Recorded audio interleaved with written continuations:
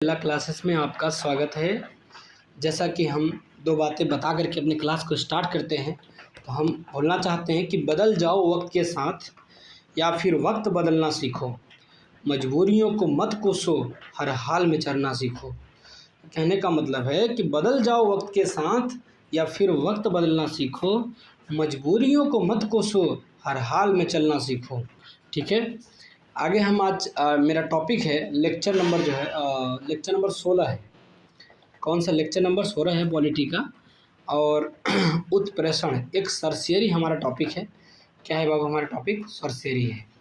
हमारा टॉपिक क्या है बाबू? सरसेरी है। ठीक है, हमारा टॉपिक सरसेरी है। ये होता क्या है? उत्प्रेषण क्या होता है? उत्प्रेषण एक उच्च अधिकार प्राप्त न्यायालय है। कौन सा? उच्च अधिकार प्राप्त न्यायालय, हाई कोर्ट या सुप्रीम कोर्ट द्वारा अधीनस्थ न्यायालय को जारी की जाती है। अच्छा, उत्प्रेषण जो होता है कि हाई कोर्ट या सुप्रीम कोर्ट द्वारा अधीनस्थ न्यायालय को जारी की जाती है। ठीक है, तो हाई कोर्ट या सुप्रीम कोर्ट जो है किसको जारी करेगा बाबू? अधीनस्थ न्यायालय को जारी करेगा। किसको जारी करेगा? अधीनस्थ न्यायालय को जारी करेगा। ठीक है, आगे अधीनस्थ न्यायालय को जारी करता है। ठीक है, आगे कि वह पुनरीक्षण हेतु तो एक मामले विशेष की कार्यवाही पर अभिलेख उन्हें हाई कोर्ट से सुप्रीम कोर्ट हस्तांतरित कर दे। क्या कि वह पुनरीक्षण हेतु तो एक मामले विशेष की कार्यवाही का अभिलेख उन्हें हाई कोर्ट या सुप्रीम कोर्ट हस्तांतरित कर दे। ठीक है, एक बार फिर से समझाने की कोशिश करते हैं कि एक उच्च अधिकार प्राप्त न्यायालय द्वारा अधीनस्थ न्यायालय को जारी की जाती है। ठीक है, कि वह पुनरीक्षण हेतु तो एक मामले विशेष की कार्यवाही का अभिलेख उन्हें हस्तांतरित करती है। ठीक है, मतलब जो उच्च अधिकार प्राप्त न्यायालय है ना, वो हस्तांतरित किसको करता है बाबू? तो जो छोटे न्यायालय होते हैं उसको हस्तांतरित करने का काम करेगा उत्प्रेषण। ठीक है, यदि अधीनस्थ न्यायालय ने अपने अधिकार क्षेत्र से बाहर निर्णय दे दिया हो तो ऊपरी न्यायालय उत्प्रेषण रिट के द्वारा निचले न्यायालय के निर्णय को रद्द कर सकता है। ठीक है, ये बात है कि यदि अधीनस्थ न्यायालय यदि क्या है बाबू? अधीनस्थ न्यायालय, ठीक है, यदि अधीनस्थ यदि अधीनस्थ न्यायालय ने अपने अधिकार क्षेत्र से बाहर निर्णय दे दिया हो। कैसा निर्णय दे दिया हो बाबू? अपने अधिकार क्षेत्र से बाहर निर्णय दे दिया हो तो ऊपरी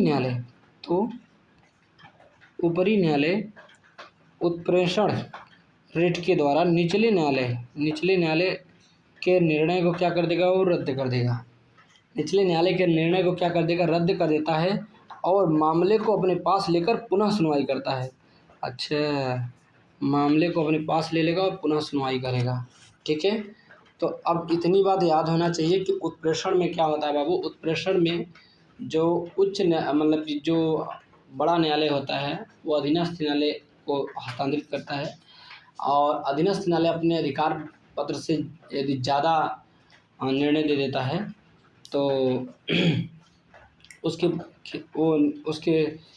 निचले दे देता है। ठीक है, तो निर्णय को रद्द करता है और मामले को पुनः अपने पास लेकर पुनः सुनवाई करता है। ठीक है, तो उसके निर्णय को, अधीनस्थ न्यायालय के निर्णय को क्या होगा? बड़े न्यायालय क्या कर देंगे? रद्द कर देते हैं।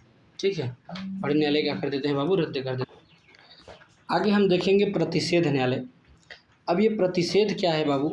यह भी एक रिट है। एक अधीनस्थ न्यायालय को जारी करके कि वह किसी मामले विशेष में अग्रतर कार्यवाही रोक दो। ठीक है, निर्णय या फैसला देने से पहले ही। तो प्रतिषेध जो है एक अधीनस्थ न्यायालय को जारी किया जाता है और वह किसी मामले विशेष में अग्रतर कार्यवाही रोक दो। ठीक है, आगे क्या कह रहा है? उत्प्रेषण एवं प्रतिषेध याचिकाएं अधीनस्थ न्यायालयों की कार्यपद्धति का परीक्षण निरीक्षण करती हैं। तो जो भी उत्प्रेषण एवं प्रतिषेध याचिकाएं दी जाती है ना, वह क्या करता है बाबू? अधीनस्थ न्यायालयों की कार्यपद्धति का परीक्षण और निरीक्षण करती हैं कि अधीनस्थ न्यायालय ने क्या कार्य किया है उसको परीक्षण करेगा, उसका निरीक्षण करने का काम उत्प्रेषण और प्रतिषेध याचिकाएं करती हैं दो। ठीक है, आगे देखें क्या कह रहा है कि किसी प्राइवेट व्यक्ति संगठन, एक प्राइवेट व्यक्ति ले लो, संगठन ले लो। कंपनी के विरुद्ध परमादेश रीट तभी जारी होगा, परमादेश रीट तभी जारी होगा जब उसको कोई सार्वजनिक कार्य सौंपा गया हो। हाँ, तो परमादेश जो है न किसी प्राइवेट व्यक्ति को, किसी संगठन को, किसी कंपनी को तभी जारी होता है जब कोई सार्वजनिक कार्य सौंपा गया हो तब, नहीं तो परमादेश प्राइवेट व्यक्ति को नहीं जो है जारी किया जाएगा। प्राइवेट व्यक्ति को परमादेश नहीं जारी किया जाएगा, इतना याद रखना, जब तक कि उसे जो है कोई सार्वजनिक कार्य ना सौंपा गया हो। ठीक है, आगे हम देखेंगे आगे क्या कह रहा है। कह रहा है कि हाई कोर्ट के न्यायाधीश को हटाने की रीति, हाई कोर्ट के न्यायाधीश को हटाने की रीति सुप्रीम कोर्ट के न्यायाधीश को हटाने की रीति के समान है। जैसे सुप्रीम कोर्ट के न्यायाधीश को हटाया जाता है, वैसे ही हाई कोर्ट के न्यायाधीश को भी हटाया जाता है। ठीक है, आगे हम देखेंगे साबित कदाचार एवं असमर्थता के आधार पर प्रत्येक सदन द्वारा विशेष बहुमत से प्रस्ताव पारित करने पर राष्ट्रपति आदेश द्वारा हटाया जाता है। अब आप सोचो कि हाई कोर्ट के न्यायाधीश को, सुप्रीम कोर्ट के न्यायाधीश को आप ऐसे थोड़ी हटा दोगे, तो साबित कदाचार के द्वारा, यदि मान उनके खिलाफ कदाचार साबित हो गया तो प्रत्येक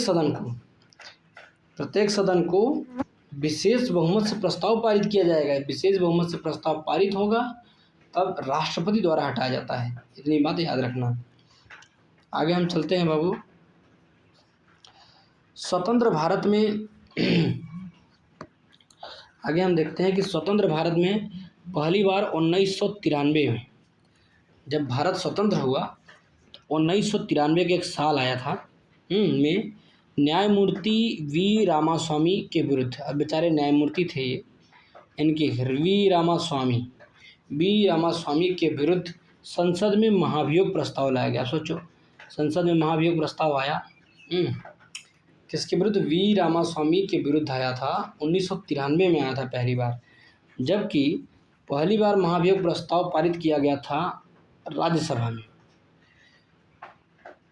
प्रस्ताव लाया गया था, और जबकि पहली बार महाभियोग प्रस्ताव पारित किया गया कहाँ पे? राज्यसभा में 2011 में। लाने का प्रस्ताव कब? 1993 में ही आ गया है, लेकिन पारित कब किया गया जा रहा है पहली बार? तो 2011 में पारित किया जा रहा है महाभियोग प्रस्ताव कोलकाता हाई कोर्ट के न्यायमूर्ति सौमित्र सेन पर। अब बताओ, सौमित्र सेन पर जो है कोलकाता हाई कोर्ट के न्यायमूर्ति थे, उन पर महाभियोग पारित हो गया सन 2011 में राज्यसभा में। लोकसभा में प्रस्तुत होने से पहले ही उन्होंने त्यागपत्र दे दिया था। जब राज्यसभा में पारित हो गया तो लोकसभा में प्रस्तुत होने से पहले ही उन्होंने क्या कर दिया बाबू? त्यागपत्र दे दिया था। कौन दे दिया त्यागपत्र? सौमित्र सेन ने ही त्यागपत्र दे दिया था। आगे क्या कह रहे हैं बाबू? आगे देखते हैं, विधि आयोग के किस अध्यक्ष ने अपनी रिपोर्ट में समर्थन किया? ठीक है, तो विधि आयोग के किस अध्यक्ष ने अपनी रिपोर्ट में समर्थन किया कि प्रत्येक हाई कोर्ट के 1/3 न्यायाधीश दूसरे राज्य से होने चाहिए? तो न्यायाधीश हिदायतुल्लाह जी ने। न्यायाधीश हिदायतुल्लाह जी का क्या कहना था बाबू? न्यायाधीश हिदायतुल्लाह जी का कहना था कि प्रत्येक हाई कोर्ट के 1/3 न्यायाधीश दूसरे राज्य से होने चाहिए। ठीक है, जितने हाई कोर्ट के न्यायाधीश हैं ना, उसके 1/3 न्यायाधीश दूसरे राज्य से होना चाहिए। न्यायाधीश हिदायतुल्लाह, ये बड़े समझदार व्यक्ति हैं न्यायाधीश हिदायतुल्लाह, उन्होंने कहा कि जो है जितने भी हाई कोर्ट के न्यायाधीश होंगे ना, और दूसरे राज्य से 1/3% होना ही चाहिए। आगे, जिला न्यायाधीश शब्द किस अनुच्छेद में आया है? द जिला न्यायाधीश शब्द 233 में है, और किस भाग में पड़ता है? तो भाग 6 में। तो जिला न्यायाधीश, जब भी हमको जिला न्यायाधीश के पास जाना होगा बाबू, तो कहाँ जाएंगे? अनुच्छेद 233 के तहत। तो जिला न्यायाधीश शब्द किसके तहत आया बाबू? अनुच्छेद 233 के तहत। जब हमारे यहाँ पे न्यायाधीशों के पास जाना पड़े, जिले में कोई गलत काम करता है आदमी, तो अनुच्छेद 233 के तहत जिला न्यायाधीश का शब्द आया है, और भाग 6 में है, ये तो मालूम होना चाहिए।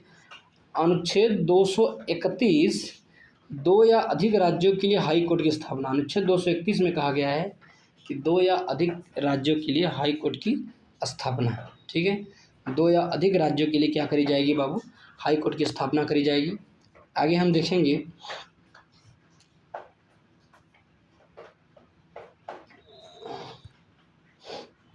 आगे क्या कहा गया है। देखो, जिला न्यायाधीश जिले का सबसे बड़ा न्यायिक अधिकारी होता है। तो जिला न्यायाधीश जो होगा बाबू, वो जिले का, कहाँ का बाबू, जिले का सबसे बड़ा जो है क्या, न्यायिक अधिकारी होता है। ठीक है, उसके पास न्यायिक और प्रशासनिक दोनों प्रकार की शक्तियाँ होती हैं। अच्छा, जिला न्यायाधीश के पास बाबू न्यायिक और प्रशासनिक दोनों प्रकार की शक्तियाँ होंगी, याद रखना। न्यायिक शक्तियाँ भी जिला न्यायाधीश के पास होगी और प्रशासनिक शक्तियाँ भी जिला न्यायाधीश के पास होगी, दोनों प्रकार की शक्तियाँ होती हैं। उसके पास जिले के अन्य सभी कोई अधीनस्थ न्यायालय के ऊपर पर्यवेक्षी शक्ति भी होती है। अच्छा, जिले के अन्य सभी जो अधीनस्थ न्यायालय है ना, उनके ऊपर भी पर्यवेक्षी शक्ति होती है। बाप रे बाप रे, मतलब सारी शक्तियाँ जिला न्यायाधीश के पास होता है। न्यायिक शक्तियाँ होता है, प्रशासनिक शक्तियाँ, और अन्य न्यायालय, जिले न्यायालय से जो नीचे अन्य न्यायालय होंगे ना, उनकी भी पर्यवेक्षी शक्ति भी होती है। आगे हम देखेंगे, जिला न्यायाधीश की नियुक्ति राज्यपाल हाई कोर्ट से परामर्श करके ही करता है। अच्छा, जिला न्यायाधीश, अच्छा सोचो, जिला न्यायाधीश की भी नियुक्ति करनी है ना, कौन करेगा बंदा, राज्यपाल करेगा, ध्यान रखना। और कहाँ से, हाई कोर्ट से परामर्श करके करेगा। सोचो, मतलब जिला न्यायाधीश की भी बहुत पावर होती है, राज्यपाल इनकी नियुक्ति करता है और हाई कोर्ट से परामर्श करके करेगा कि इनको हम न्यायाधीश बनाएं कि ना बनाएं। वाह। आगे हम देखते हैं न्यायिक हिरासत, जुडिशियल कस्टडी। ये जुडिशियल कस्टडी होता क्या है, न्यायिक हिरासत क्या चीज़ होता है। इसका अर्थ है अभियुक्त संबंधित मजिस्ट्रेट की हिरासत में है। जो अभियुक्त है वो वहाँ से संबंधित क्या होगा, मजिस्ट्रेट की हिरासत में होगा। ऐसे में अभियुक्त को केंद्रीय या तो राज्य कारागार में रखा जाता है। ठीक है, जब आपको न्यायिक हिरासत में रखा जाता है तो आप केंद्रीय या राज्य कारागार में रखे जाओगे। ठीक है, कहाँ रखे जाओगे बाबू, केंद्रीय या तो राज्य कारागार में रखे जाओगे। न्यायिक हिरासत की जब भी बात आए तो आपके दिमाग में एक चीज़ आना चाहिए कि मजिस्ट्रेट के पास में अभियुक्त रखा जाता है। कहाँ रखा जाता है बाबू, मजिस्ट्रेट के पास में अभियुक्त को रखा जाता है। आगे हम देखेंगे पुलिस हिरासत। क्या देखेंगे बाबू, पुलिस हिरासत। किसके बारे में देखेंगे बाबू, पुलिस हिरासत के बारे में देखेंगे। पुलिस हिरासत क्या चीज़ होती है, पुलिस कस्टडी बोलते हैं इसको। अब इसके बारे में देखेंगे हम। इसका तात्पर्य है कि अभियुक्त प्रभारी पुलिस अधिकारी, कहाँ कहाँ बाबू, ये पुलिस अधिकारी या संबंधित जांच एजेंसी के अधिकारी की हिरासत में है। पुलिस अधिकारी या तो संबंधित जांच एजेंसी, जो उससे जांच एजेंसी जो जांच कर रही होगी ना, उसके हिरासत में है पुलिस कस्टडी का मतलब। ऐसे में अभियुक्त को पुलिस स्टेशन के हवालात में रखा जाता है। अभियुक्त को कहाँ रखा जाएगा बाबू, जो पुलिस स्टेशन का हवालात नहीं होता, पुलिस स्टेशन का हवालात होता है, हवालात वहाँ रखा जाता है। और हवालात में रखा जाता है तो समझ लो क्या होता है। ठीक है, तो पुलिस हिरासत में रखा जाता है तो पुलिस प्रभारी पुलिस अधिकारी के पास रखा जाएगा कस्टडी में, हवालात में, या तो जो एजेंसी जांच कर रही होगी उसके कस्टडी में रखा जाता है। आगे हम देखें लोक अदालत क्या होता है बाबू।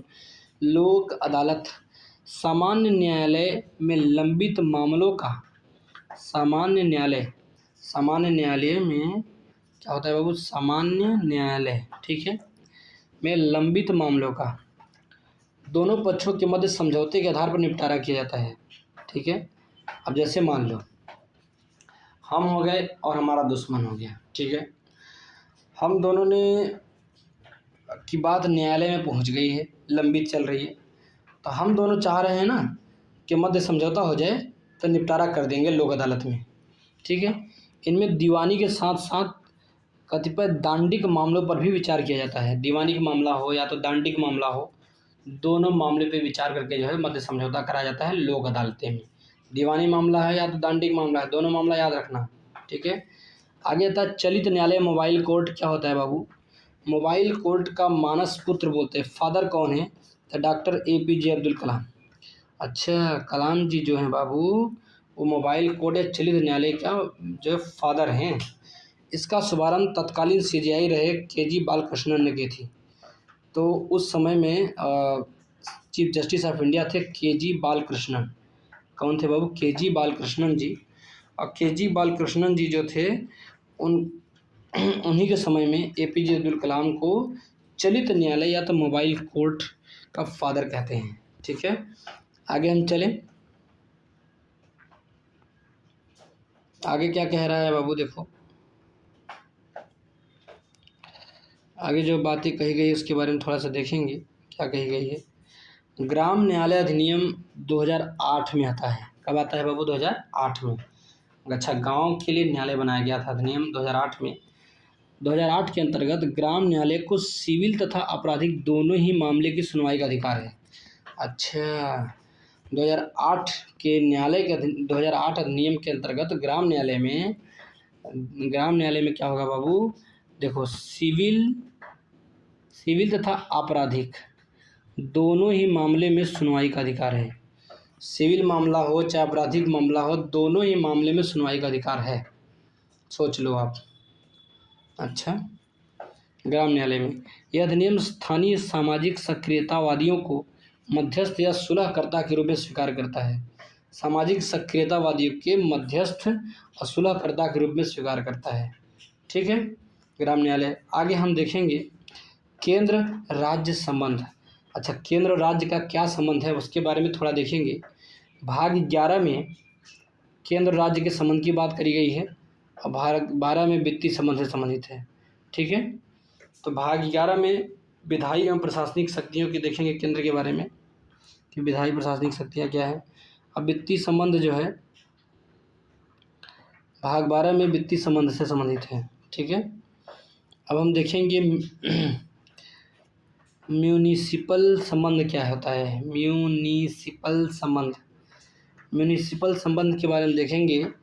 सरकार की सभी स्तर, केंद्र ले लो, राज्य ले लो, स्थानीय, तीनों स्तर ले लो, में आपसी भागीदारी और परस्पर सहयोग से पंचायती राज अधिनियम लागू होने के बाद स्थानीय विकास के लिए पंचायती राज अधिनियम लागू होने के बाद स्थानीय विकास के लिए स्थानीय विकास के लिए पंचायती राज अधिनियम लागू होने के बाद स्थानीय विकास के लिए पंचायती राज अधिनियम लागू होने के बाद स्थानीय विकास के लिए योजना का क्या किया गया बाबू? निर्माण किया गया। वित्तीय स्वायत्तता आदि में केंद्र राज्य भागीदारी सुनिश्चित की गई। किसमें बाबू? तो वित्तीय स्वायत्तता आदि में केंद्र और राज्य भागीदारी क्या करी गई बाबू? सुनिश्चित की गई। वित्तीय स्वायत्तता आदि में केंद्र और राज्य भागीदारी क्या करी गई बाबू? तो सुनिश्चित करी गई। आगे हम देखेंगे क्या बातें कही गई है। राजकोषीय संघवादी व्यवस्था में, कहाँ पे बाबू? राजकोषीय संघवादी व्यवस्था में, ये देखो, राजकोषीय संघवादी व्यवस्था में संसाधनों का केंद्र द्वारा राज्यों में आवंटन किया जाता है। अच्छा, राजकोषीय संघवादी व्यवस्था में देखेंगे कि संसाधनों का केंद्र द्वारा राज्यों में आवंटन किया जाता है। जो भी संसाधन होगा केंद्र राज्यों में आवंटन करेगा। इसके कितने प्रमुख माध्यम हैं?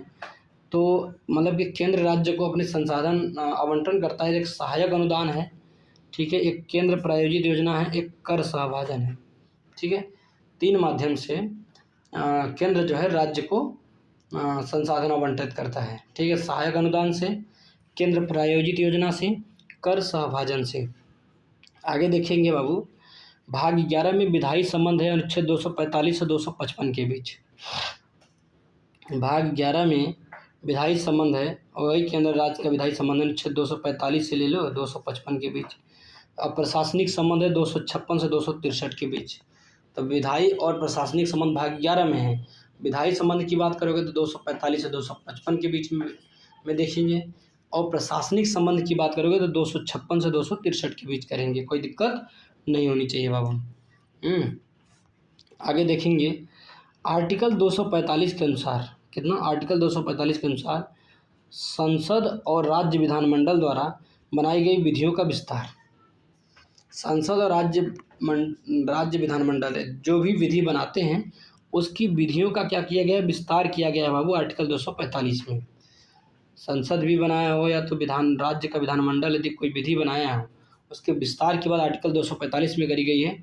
अनुच्छेद 246 के अनुसार 7वीं अनुसूची में, अच्छा अनुच्छेद 246 के अनुसार कितनी अनुसूची में बाबू? 7वीं अनुसूची में संघ सूची पर केंद्र कानून बनाएगा, राज्य सूची पर राज्य कानून बनाएगा, समवर्ती सूची पर केंद्र और राज्य दोनों कानून बनाते हैं। अनुच्छेद 246 में ऐसी बातें कही गई हैं। ठीक है, किसमें किया गया है? सूचियों के बारे में बातें करी गई है, संघ सूची, राज्य सूची, समवर्ती सूची, अनुच्छेद 246 में। ठीक है, आगे हम देखेंगे बाबू, शिशु और अवयस्क, शिशु हो या तो अवयस्क हो, पूरा वयस्क एडल्ट नहीं हुआ हो, तथा आर्थिक एवं सामाजिक योजना जो होगी समवर्ती सूची के विषय हैं। ठीक है, शिशु ले लो या अवयस्क, ये सब आर्थिक या सामाजिक योजना जो होगी वो समवर्ती सूची के विषय हैं, जिस पर कानून दोनों के केंद्र और राज्य बनाएंगे, दोनों बनाएंगे। ठीक है, केंद्र भी बना लेगा और राज्य भी बना लेगा। किस पर बाबू? शिशु और अवयस्क पर, क्योंकि समवर्ती सूची में आ रहे हैं। आगे हम देखेंगे अनुच्छेद 248 में अवशिष्ट शक्तियाँ दी गई हैं, केंद्र संसद में सन्निहित है। अवशिष्ट शक्तियाँ किस पर होगा बाबू? केंद्र में, संसद में सन्निहित है। अवशिष्ट शक्तियाँ का जो पावर है वो संसद में सन्निहित होती है। आगे अनुच्छेद 249 के अनुसार राष्ट्रीय हित में राज्य सूची व संसद द्वारा बनाया गया कानून 1 वर्ष से अधिक समय तक लागू नहीं होगा। ठीक है, 1 वर्ष से अधिक समय तक लागू नहीं होगा। अनुच्छेद 249 के अनुसार राष्ट्रीय हित में राज्य सूची पर संसद द्वारा बनाया गया कानून 1 वर्ष से अधिक समय तक लागू नहीं होगा। ठीक है बाबू, अधिक समय तक 1 वर्ष से ज़्यादा लागू नहीं होगा। फिर आगे हम देखेंगे अनुच्छेद 263 के अंतर्गत अंतर्राज्यीय परिषद इंटर स्टेट काउंसिल की स्थापना राष्ट्रपति द्वारा की जाती है। इंटर स्टेट काउंसिल की स्थापना कौन करेगा बाबू? तो राष्ट्रपति करेगा। किस अनुच्छेद के तहत? 263 अनुच्छेद के तहत। किस अनुच्छेद के तहत करता है बाबू? तो 263 अनुच्छेद के तहत करता है। किसके तहत करता है बाबू? 263 अनुच्छेद के तहत करता है। आगे हम देखेंगे क्या बातें कही गई आगे। राज्यों के बीच सहयोग एवं समन्वय हेतु संस्थाएं। अब राज्यों के बीच सहयोग के लिए और समन्वय, कोऑर्डिनेशन के लिए क्या संस्थाएं बनाई गई हैं, उन संस्थाओं के बारे में देखेंगे।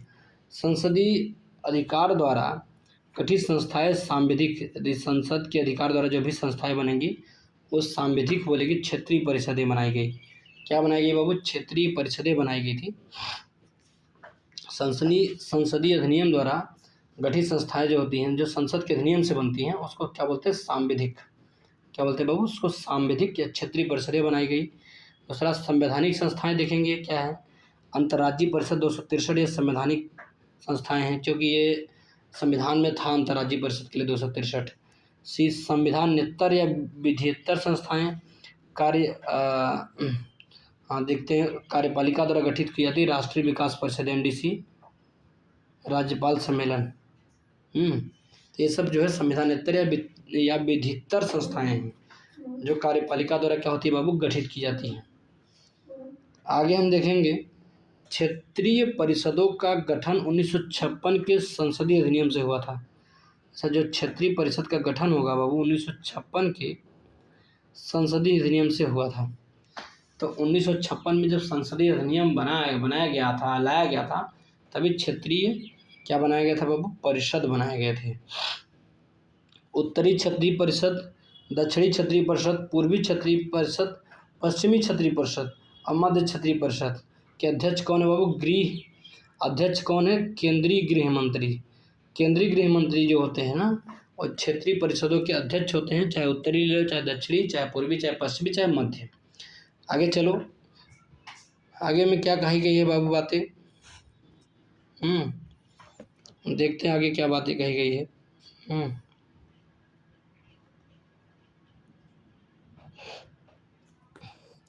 पूर्वोत्तर परिषद का गठन उत्तर पूर्वी परिषद अधिनियम 1972 द्वारा की गई। किसका? पूर्वोत्तर परिषद का। हमको जब भी गठन की बात करेंगे ना, तो उत्तर पूर्वी परिषद अधिनियम 1972 में आया था। तो उत्तर पूर्वी परिषद अधिनियम कब आया था बाबू? तो 1972 में आया। उसी समय पूर्वोत्तर परिषद का गठन किया गया। ये सभी परामर्शदात्री संस्थाएं हैं। पूर्वोत्तर परिषद कैसी संस्थाएं बाबू? ये परामर्शदात्री संस्थाएं, परामर्श देने का काम करती हैं। क्या करती है बाबू, परामर्शदात्री संस्थाएं हैं। ठीक है, आगे हम सरकारिया आयोग ने अपनी रिपोर्ट में स्थायी अंतर्राज्यीय परिषद की स्थापना की अनुशंसा की थी।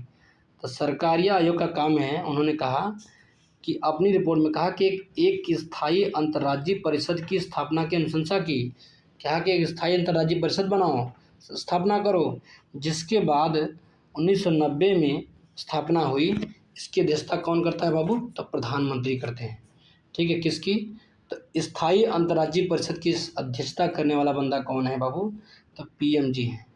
स्थायी अंतर्राज्यीय परिषद की स्थापना स्थापना 1990 में होती है। इसकी अध्यक्षता कौन करता है, प्रधानमंत्री करते हैं। और किसके द्वारा रिपोर्ट में आया गया था, सरकारी आयोग की रिपोर्ट में स्थायी अंतर्राज्यीय परिषद की स्थापना की अनुशंसा की गई थी। आगे हम देखेंगे,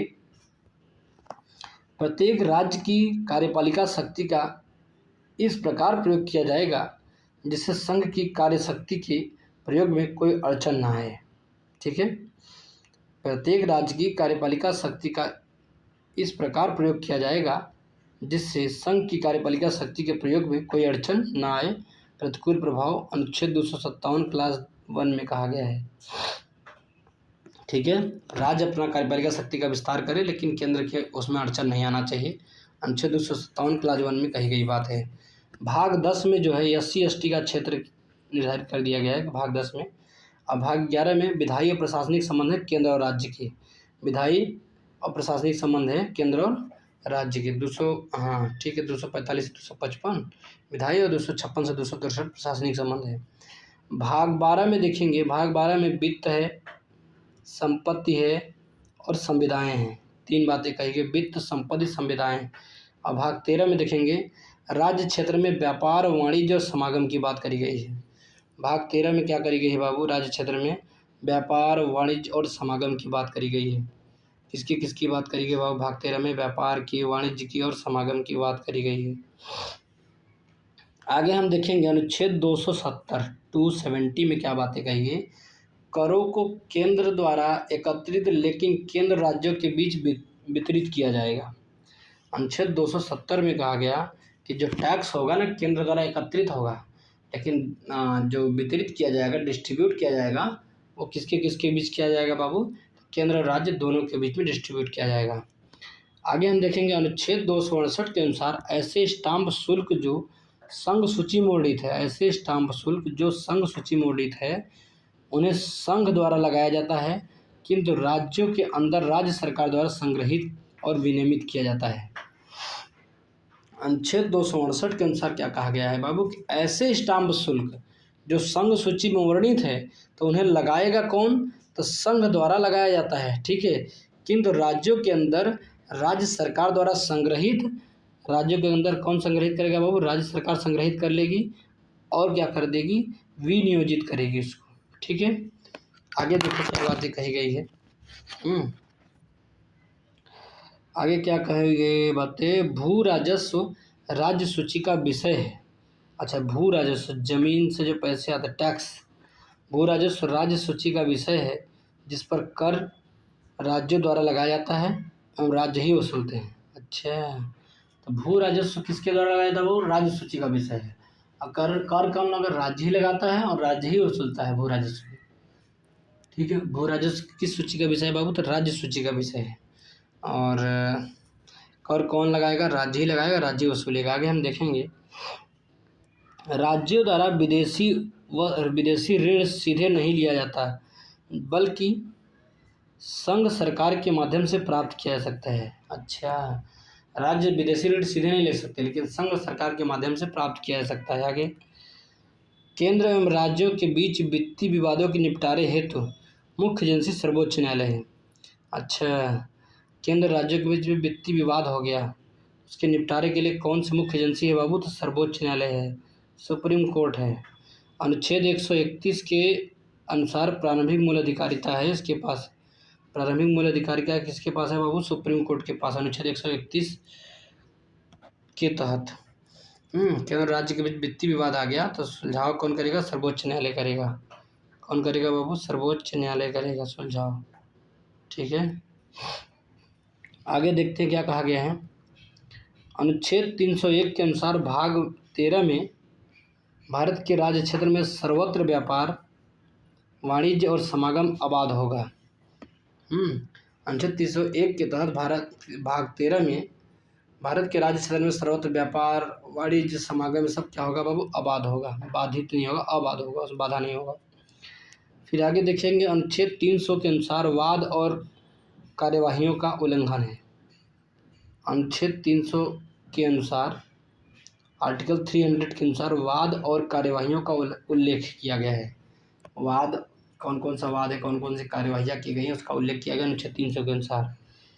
अनुच्छेद 302 में अनुच्छेद 301 पर निर्बंधन और अधिरोपित करने की सांसद की शक्ति है। अनुच्छेद 302 में अनुच्छेद 301 पर निर्बंधन या अधिरोपित करने की शक्ति यदि करनी भी है तो सांसद की शक्ति होती है। ठीक है। सर्वत्र व्यापार करने की शक्ति यदि रोकना है तो संसद की शक्ति होगी। संसद चाहेगा तो रोक देगा, कोई दिक्कत नहीं है। किसमें? अनुच्छेद 302 को। आगे हम देखेंगे बाबू। अब आता है अब आज लेक्चर यहीं पे समाप्त करते हैं।